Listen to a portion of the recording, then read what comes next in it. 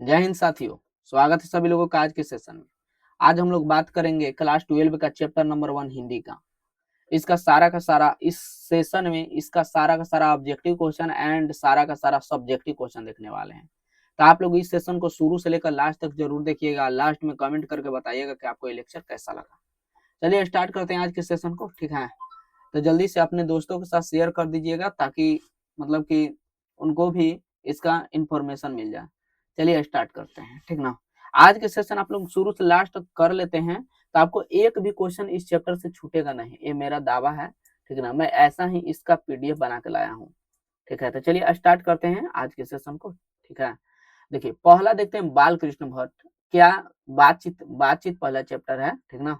बातचीत लिखा गया किसके द्वारा? तो बातचीत लिखा गया है बाल कृष्ण भट्ट के द्वारा। किसके द्वारा लिखा गया सर? बातचीत लिखा गया है बाल कृष्ण भट्ट जी के द्वारा। अब देखते हैं इनके जीवनी के बारे में देख लेते हैं। बाल कृष्ण भट्ट का जन्म हुआ था 23 जून 1844 को। 23 जून 1844 को। पूछ सकता है आपको से, मतलब ये सारा पीडीएफ यदि आपको चाहिए तो पीडीएफ कहाँ पे मिलेगा? तो हमारा ग्रुप है, उस ग्रुप में मिलेगा। ग्रुप का नंबर मैं यहाँ पे दे देता हूँ, उस ग्रुप में आप मैसेज कर दीजिएगा ताकि आपको इस ग्रुप में ऐड कर दें और वहां पे पीडीएफ आपको मिल जाएगा, ठीक है। चलिए देखिए बाल कृष्ण भट्ट का जन्म कब हुआ था? तो जन्म हुआ था 23 जून 1844 को। निधन हुआ था कब? तो 20 जुलाई 1914 को। जन्म कब हुआ था? 23 जून 1844 को और निधन 20 जुलाई 1914 को, ठीक है। निवास स्थान आपको से पूछ सकता है, ठीक ना। तो निवास स्थान कहाँ? इलाहाबाद उत्तर प्रदेश इनका निवास स्थान है, मतलब कि वहां पे वहां के थे, ठीक ना। इनका माता का नाम देखते हैं, तो माता का नाम था पार्वती देवी और पिता का नाम था बेनी प्रसाद भट्ट। पिता क्या थे? तो पिता इनका पिताजी थे। पिताजी क्या थे? तो पिताजी एक व्यापारी थे। क्या थे पिताजी? एक व्यापारी थे, ठीक है। याद रखिएगा पिताजी इनका क्या थे? एक व्यापारी। आगे देखते हैं, ठीक ना। माता एक सुसंस्कृत महिला है। माता क्या? सुसंस्कृत महिला है जिन्होंने बाल कृष्ण भट्ट के मन में अध्ययन की रुचि और लालसा जगाई। इनकी माता जी हैं जो इनको पढ़ने के लिए मतलब कि अध्ययन के लिए रुचि और लालसा जगाते हैं, ठीक ना, माता जी, ठीक है। आगे चलते हैं। शिक्षा प्रारंभ में संस्कृत का अध्ययन किया, एक मतलब छोड़ सकते हैं आप। 1867 में प्रयाग मिशन स्कूल में एंट्रेंस की परीक्षा दी। कब दिए थे? 1867 में, याद रखिएगा, ठीक ना। वृत्ति वृत्ति के बारे में आपसे पूछ सकता है। 1869 में से 1875 तक प्रयाग मिशन स्कूल में अध्यापन, मतलब जौन स्कूल में पढ़े ना उसी स्कूल में फिर पढ़ाना स्टार्ट किए। 1885 में प्रयाग के सीए भी स्कूल में संस्कृत का अध्यापन, फिर 1885 में संस्कृत पढ़ाए, ठीक है। 1888 में प्रयाग की कायस्थ पाठशाला इंटर कॉलेज में अध्यापन शुरू किया, किंतु उग्र स्वभाव के कारण नौकरी छोड़ दी। क्या हुआ कि वहां पे इनको मतलब कि उतना पटा नहीं सभी लोगों से, जिसके कारण नौकरी छोड़ देते हैं। उसके बाद लेखन कार्य आरंभ मतलब निर्भर हो गए, लेखन का काम आरंभ कर दिए। विशेष परिस्थिति देखते हैं। पिता के निधनों उपरांत पैतृक व्यापार संभालने के नाम पर गृहस्थ कला का सामना, मतलब कि जब इनके पिताजी का निधन हो गया तब इनको लोग बोला कि तुमको करना पड़ेगा मतलब कि व्यापार। तब इनको घर में कलह हुआ, उनका सामना कर पैतृक घर छोड़कर घोर आर्थिक संकट से जूझते हुए हिम्मत से काम लिया और साहित्य के प्रति समर्पित रहे और अपना लेखन मतलब नहीं छोड़े थे, ठीक है। विशेष परिस्थिति पिता के निधनों उपरांत पैतृक व्यवहार संभालने के नाम पर गृहस्थ कला का सामना, ये सब हो ही गया। रचनात्मक क्रिया देखिए ये ध्यान रखिएगा, भारतेंदु हरिश्चंद्र की प्रेरणा से हिंदी वर्धनी सभा प्रयाग की ओर से 1877 में हिंदी प्रदीप नामक मासिक पत्र निकालना प्रारंभ किया। यहाँ से क्वेश्चन पूछा जाता है, ठीक है। पूछा जाएगा आपसे कि किस मतलब युग के थे? तो भारतेंदु युग के थे। और कौन सा निकाले थे? तो इनको मिला था हिंदी प्रदीप। हिंदी प्रदीप क्या था? तो मासिक पत्रिका था जो 1877 में निकाले थे। 33 वर्षों तक इसको चलाया। कितना वर्षों तक? 33 वर्षों तक। आगे देखिए 1881 में, यहाँ देखिए 1886 में लाला श्रीनिवास दास की संयोगिता स्वयंवर, ये बहुत वीवीआई क्वेश्चन है, याद रखिएगा इसको। श्रीनिवास दास द्वारा लिखा गया क्या? संयोगिता स्वयंवर, ठीक ना। जीवन के अंतिम दिनों में हिंदी शब्दकोश के संपादन के लिए श्याम सुंदर दास एवं काशी आमंत्रित, किंतु व्यवहार अच्छा नहीं होने के कारण अलग हो गए, फिर से भी अलग हो गए, ठीक है। इनका व्यवहार थोड़ा मतलब उग्र स्वभाव के थे, मतलब इनको क्या होता था कि थोड़ा सा लोगों से इनको मतलब इनका कुछ भी ज्यादा पड़ता उड़ता नहीं था, ठीक है। अब देखिए ध्यान से देखिएगा, इसके बाद हम लोग ऑब्जेक्टिव क्वेश्चन सारा का सारा कर लेंगे, ठीक ना। इसके बाद सारा का सारा ऑब्जेक्टिव कर लेंगे और इसके बाद जितना सब्जेक्टिव क्वेश्चन है वो भी कर लेंगे।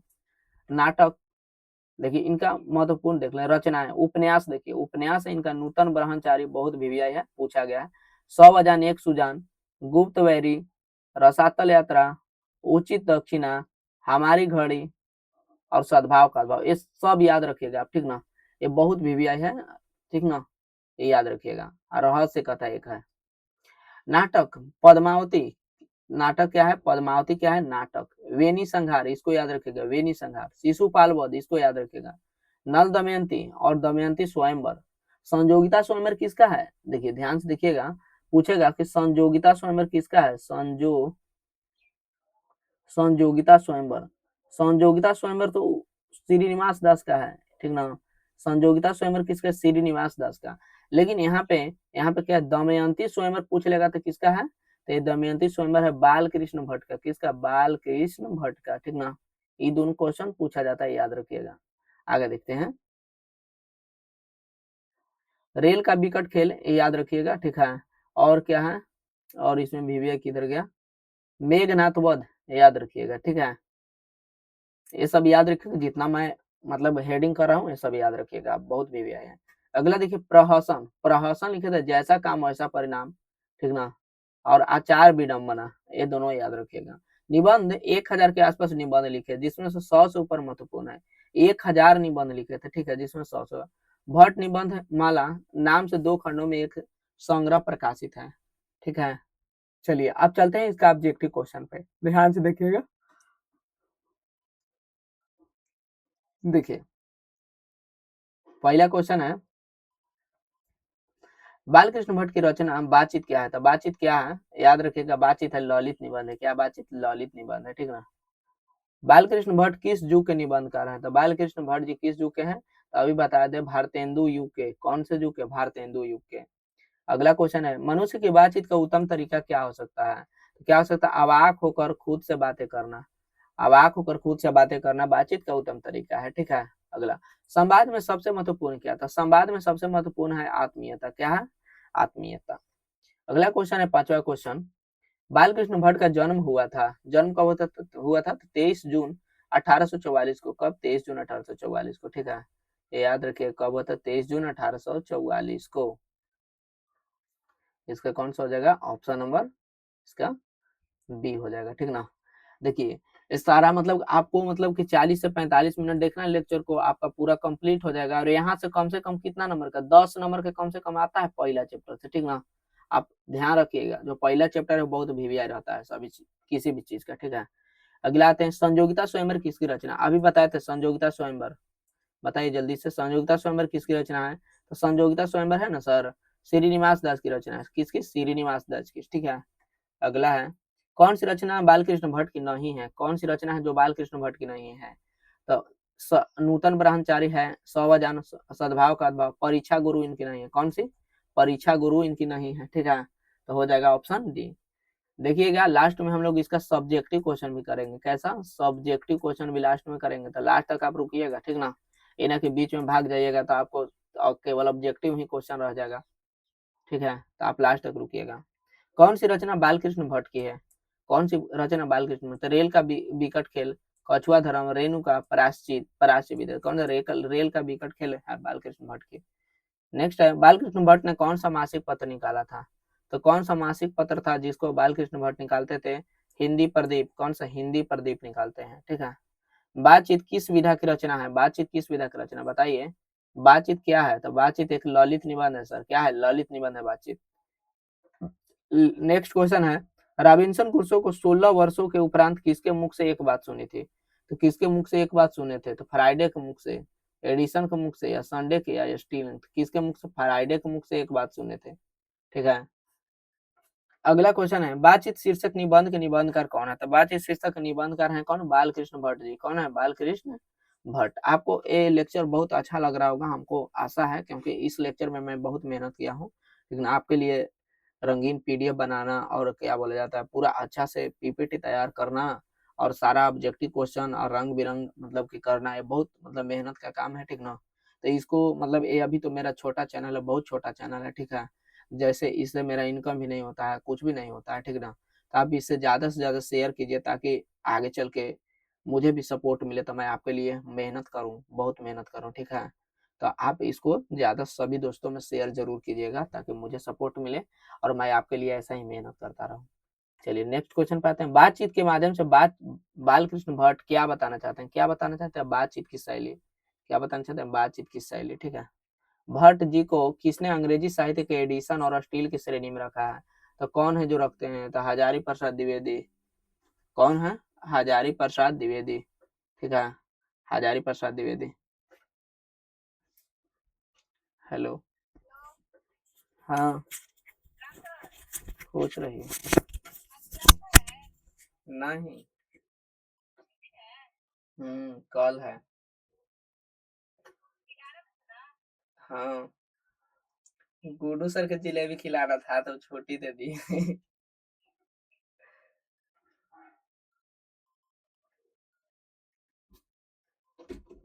चलिए देखते हैं, ठीक ना। अगला क्वेश्चन है, बालकृष्ण भट्ट बालकृष्ण भट्ट का निवास स्थान कौन सा है? तो बालकृष्ण भट्ट का निवास स्थान इलाहाबाद उत्तर प्रदेश। कौन है? इलाहाबाद उत्तर प्रदेश है, ठीक है। अगला क्वेश्चन पे आते हैं, बालकृष्ण भट्ट ने किस पत्रिका का संपादन किया? तो बालकृष्ण भट्ट जी ने किस पत्रिका का संपादन किए हैं? तो आपको पता है, हिंदी प्रदीप। हिंदी प्रदीप कितने मतलब कब किए थे? 1877 में किए थे। कब किए थे? 1877 में, ठीक है। अगला क्वेश्चन है, बालकृष्ण भट्ट ने हिंदी प्रदीप नामक मासिक पत्रिका निकालना कब प्रारंभ किए? कब किए थे? 1877 में। कब किए हैं? 1877 में, याद रखिएगा, ठीक है। नेक्स्ट क्वेश्चन पे आते हैं, बालकृष्ण भट्ट कौन सी रचना बालकृष्ण भट्ट की है? कौन सी रचना बालकृष्ण भट्ट द्वारा रचित नहीं है?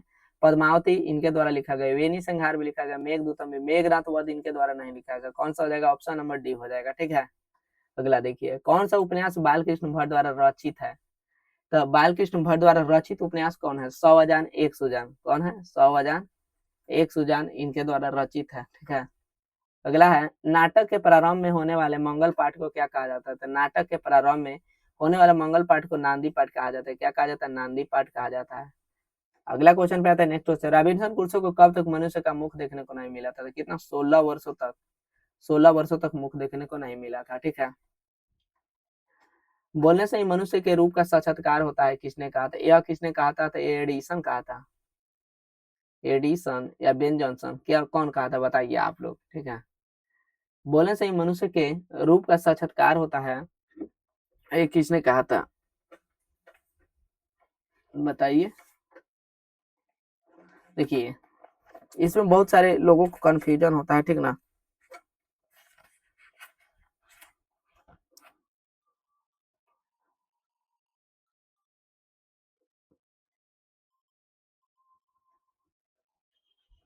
बताइए कौन सा हो जाएगा इसका?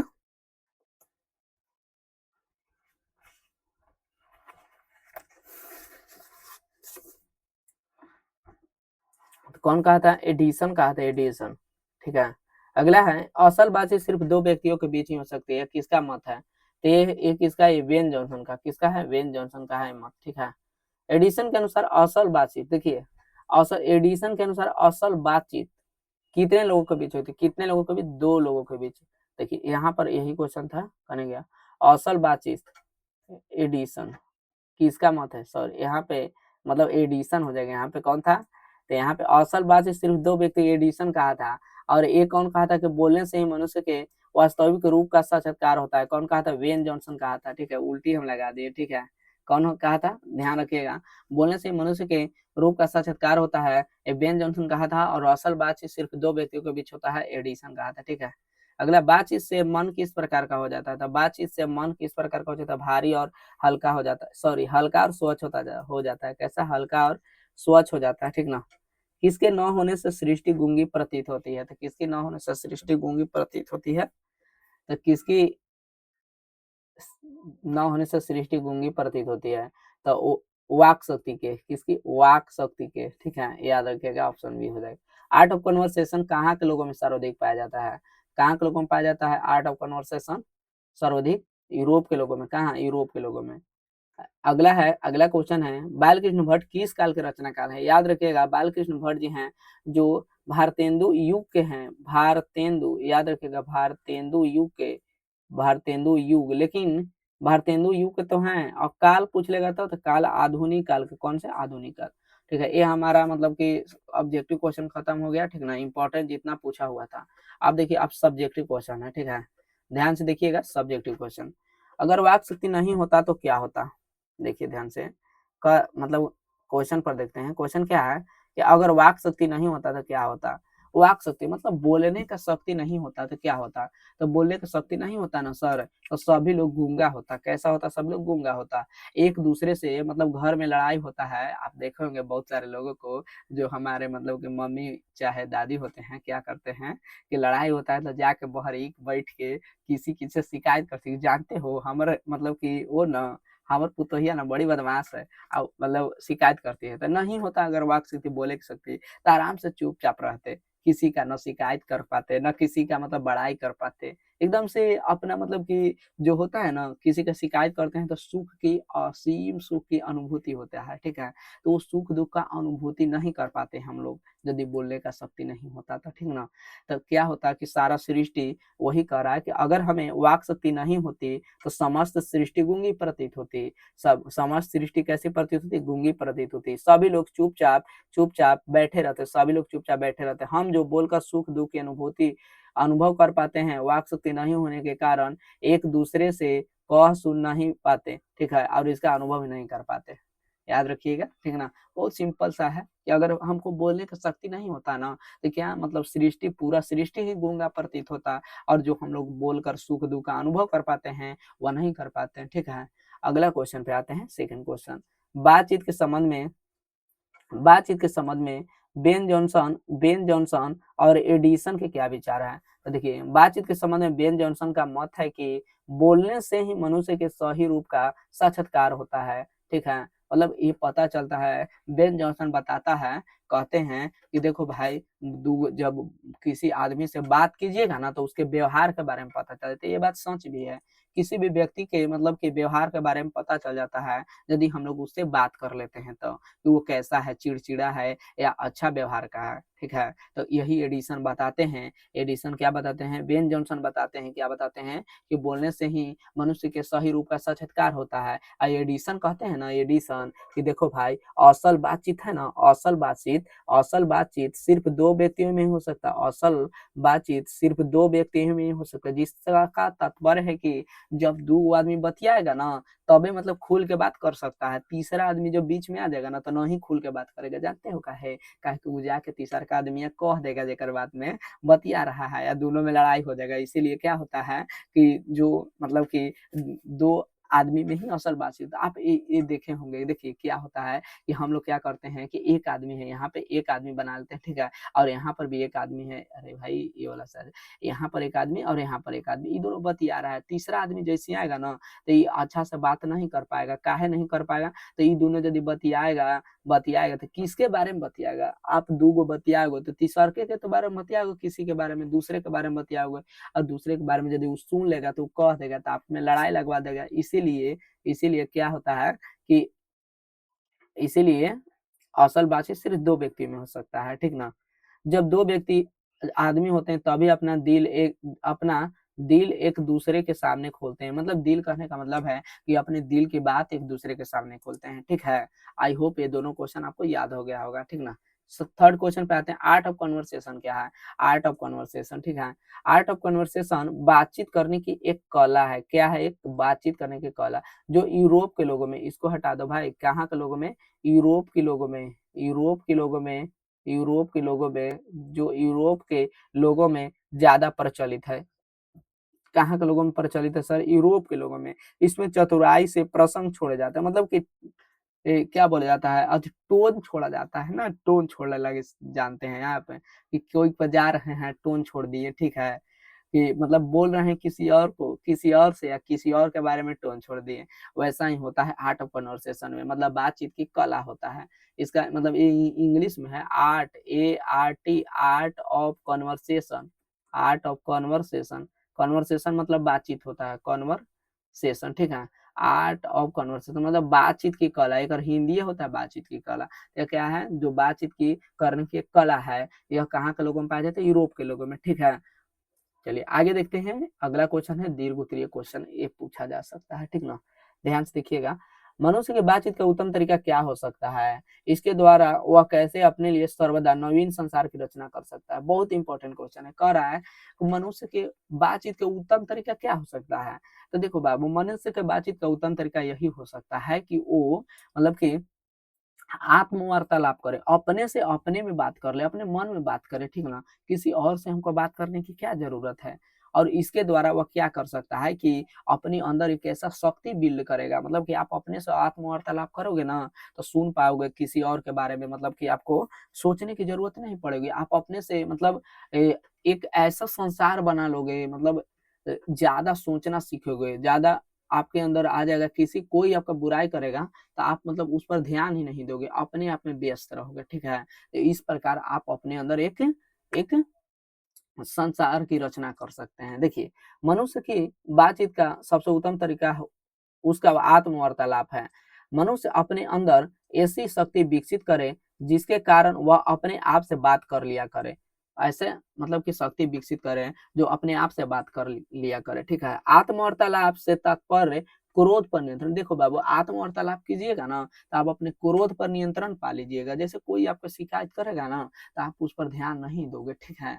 अपना मतलब अपने आप पर ध्यान दोगे, जिसके कारण अन्य किसी को कष्ट ना पहुंचे। अब आप किसी और के बारे में सोचबे नहीं करोगे, किसी और के बारे में आप बतियाबे नहीं करोगे, किसी और का शिकायत ही नहीं करोगे, तो उसको कष्ट नहीं पहुंचेगा, ठीक ना। जानते हो सबसे बड़ी हमारी पीड़ा क्या है, हम किसी और का शिकायत करते हैं तो इसी से आदमी को दुख पहुंचता है। उसको एक थप मार दो, कोई दिक्कत नहीं है, यदि उसका शिकायत कीजिएगा ना तो उसको सबसे बड़ी पीड़ा पहुंचता है। आगे देखते हैं, क्योंकि हमारी भीतरी मनोवृत्ति प्रतिक्षण नए नए रंग दिखाया करती है। जो हमारा भीतरी मनोवृत्ति होता है ना, मतलब कि हमारे भीतरी के जो शक्ति मन होता है, मन का, मन नाम सुने ना, मन मन होता है, वो बार बार बदलते रहता है, ठीक है। वो हमेशा बदलती रहती है, वो हमेशा हमारा मन के साथ हमेशा बदलती रहती है। लेखक बालकृष्ण भट्ट भट्ट जी इस मन की पंचात्मक संसार का एक बड़ा आईना के रूप में देखते हैं। मन को कहते हैं ना कि बहुत बड़ा मतलब कि प्रपंच है। यह एक बहुत मतलब कि खराब चीज है, ये हमेशा बदलित रहेगा, ठीक ना। इसको बताते हैं, जिसमें जैसा चाहो वैसी सूरत देख लेना कोई असंभव बात नहीं। मतलब जिसमें जैसा आप सोचोगे ना वैसा ही बन जाओगे, ठीक है। जैसा आप सोचोगे वैसा ही बन जाओ। अतः मनुष्य को चाहिए कि मन को, चित्त को एकाग्र करके मनोवृत्ति स्थिर कर अपने आप से बात करना सीखे। अतः मनुष्य को चाहिए कि किसी और के बारे में न सोचे, अपने बारे में सोचे। इससे आत्मचिंतन चेतना का विकास होगा। इससे में क्या होगा, आपको आत्म चेतना का विकास होगा, ठीक है।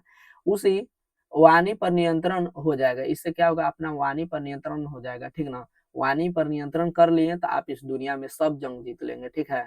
जिसके कारण दुनिया में किसी से बैर नहीं रहेगा, दुनिया में कोई से बैर नहीं रहेगा। और बिना प्रयास के हम बड़े बड़े शत्रु पर भी विजय पा सकते हैं, बड़े बड़े शत्रु पर विजय पा सकते हैं। यदि ऐसा हुआ तो हम सर्वदा एक नवीन संसार की रचना कर सकते हैं। हम सर्वदा क्या कर सकते हैं, नवीन संसार की रचना। इससे हमारी वाक शक्ति का दमन भी नहीं होता है। अतः व्यक्ति को चाहिए कि वो अपने जीवा पर काबू रखे, वो अपने जीवा पर काबू रखे, ठीक है। और रखकर मधुरता से वाणी बोले, जिससे न किसी को कटुता रहेगी और न बैर, न तो किसी से कटुता रहेगा न किसी से बैर।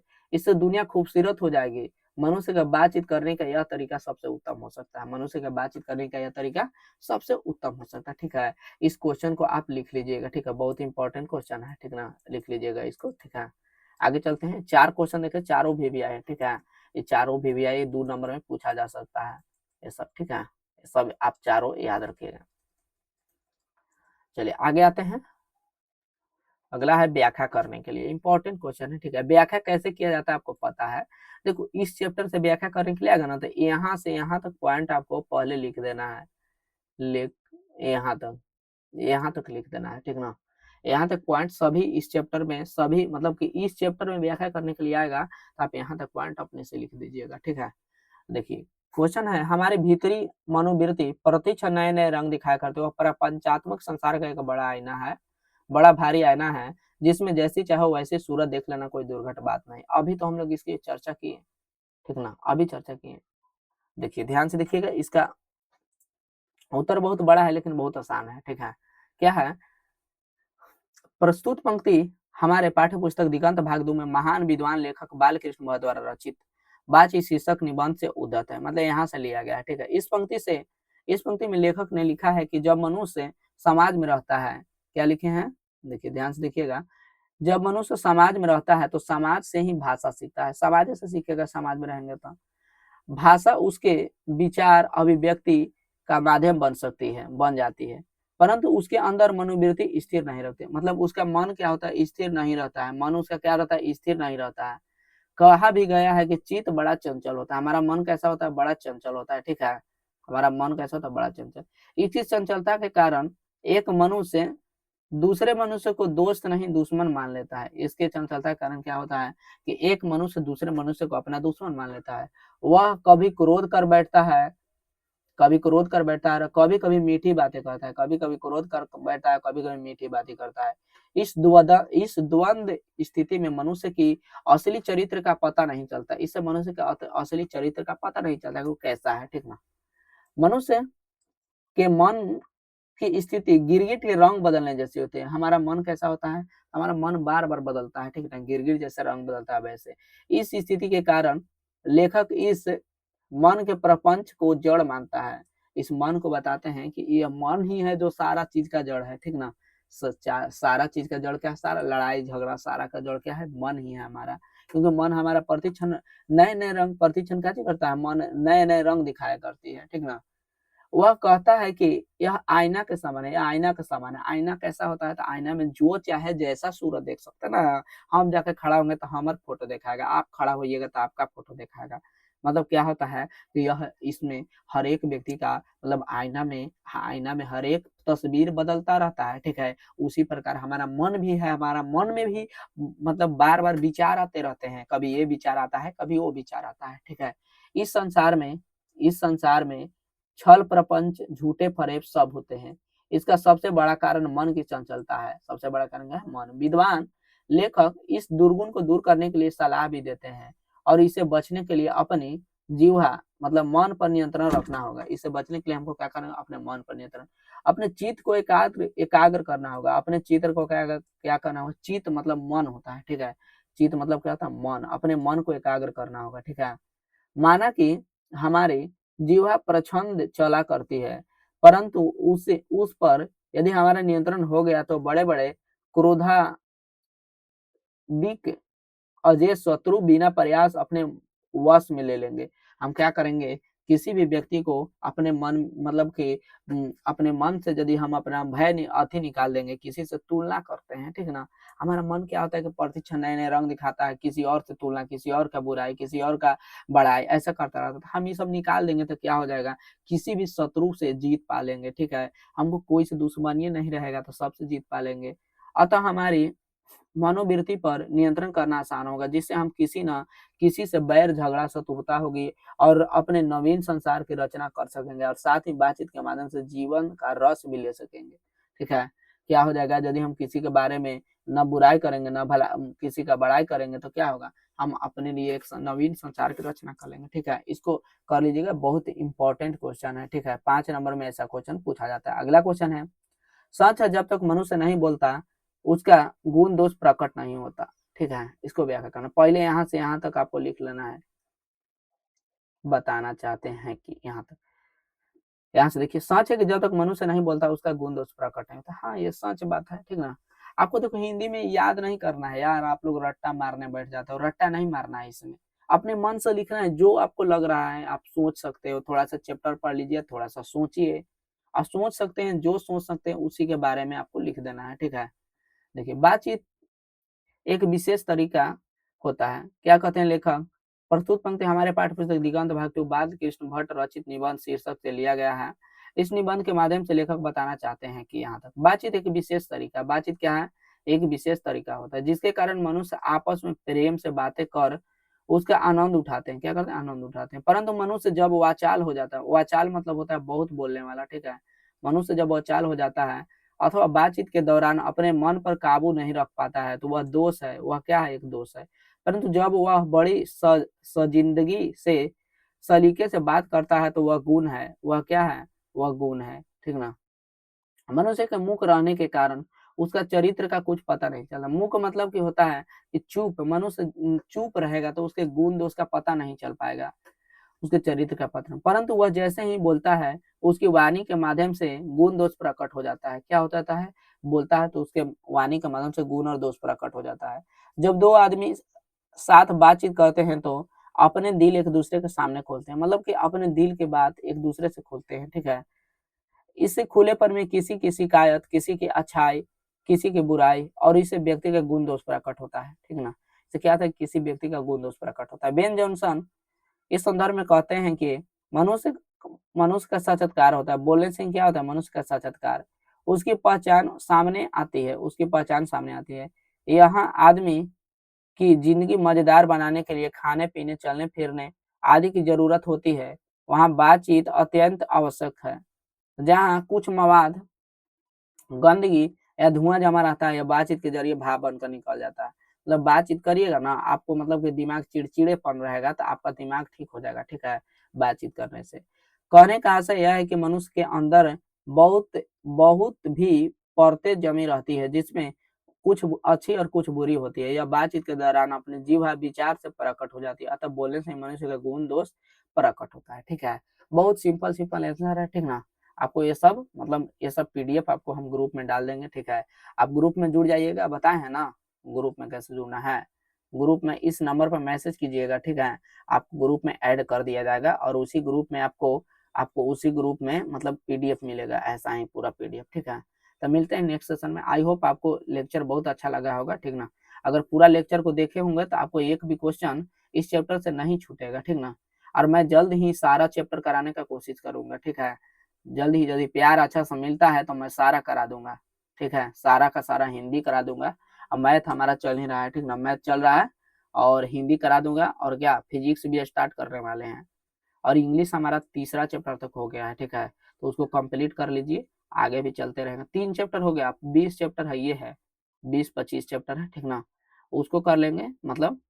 और ग्रामर मान लीजिए कि 30 चैप्टर कराएंगे आपको, बहुत इंपॉर्टेंट इंपॉर्टेंट इंग्लिश में। सभी चीज इस चैनल पर आपको बहुत बेहतरीन तरीका से मिलने वाला है, ठीक है। तो अब इस चैनल को सब्सक्राइब करके और सभी दोस्तों से सब्सक्राइब करवाइए, ताकि आपको मतलब कि आप सभी दोस्तों को फायदा हो इससे, ठीक है। मिलते हैं नेक्स्ट सेशन में, जब तक के लिए जय हिंद जय भारत, अपना ख्याल रखिएगा और अच्छे से तैयारी करते रहिएगा, ठीक है।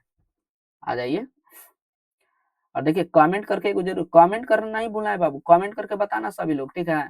सभी लोग कमेंट कीजिएगा, जितने भी लोग देख रहे हैं सभी लोग कमेंट जरूर कीजिएगा। आप लोग कमेंट नहीं करते हो यार, मुझे मोटिवेशन कहाँ से मिलेगा बताओ, आप लोग बताओगे तभी ना। चलिए कमेंट जरूर करना है।